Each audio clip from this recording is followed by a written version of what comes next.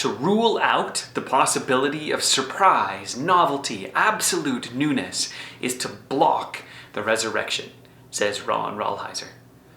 When we come through Lent, we're preparing for both the death and resurrection of Jesus at Easter, and this recognition that we also die to ourselves and come to new life in the Spirit. But sometimes we don't always expect that new life to show up in our lives or in the lives of those around us.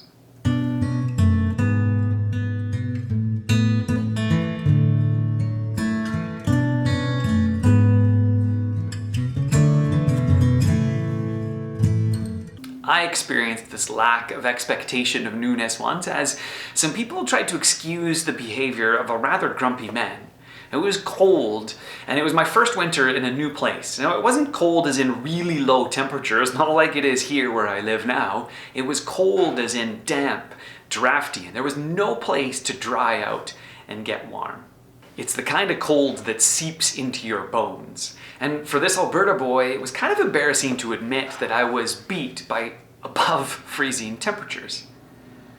But it was on one of those days that I met him. This is a man who I had seen before, but never really talked to.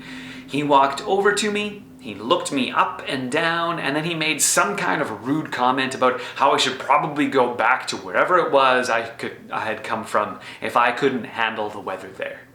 Now, as I stood there with my mouth open, unable to protect myself from the shock of this new meeting, he simply turned around and walked away, and an elderly friend came over and gently put his arm around me, guided me to another part of the room, and he said, "That's just John.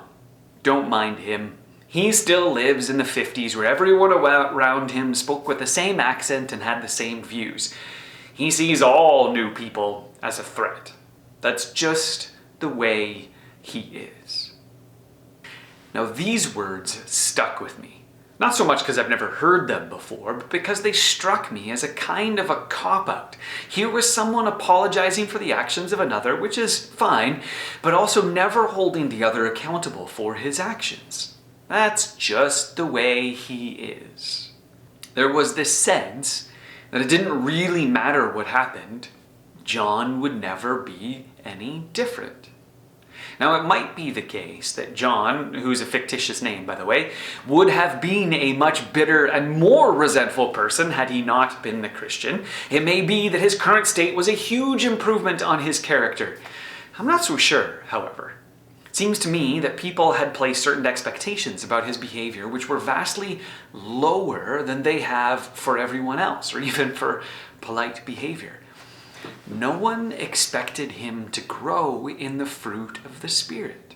And I wonder how often that's how we feel about ourselves. We give some excuse about how much worse we could be, while forgetting that we are called to continue to grow.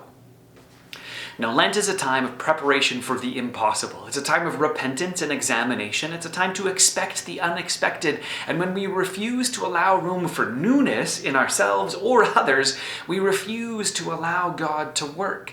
To rule out the possibility of surprise, novelty, and absolute newness is to block the resurrection, says Ron Rolheiser. When we refuse to expect change, we rule out the possibility of Easter. So may this Lent provide an opportunity for you to expect newness and change to happen in your life. And may you see it in your life and in the life around you.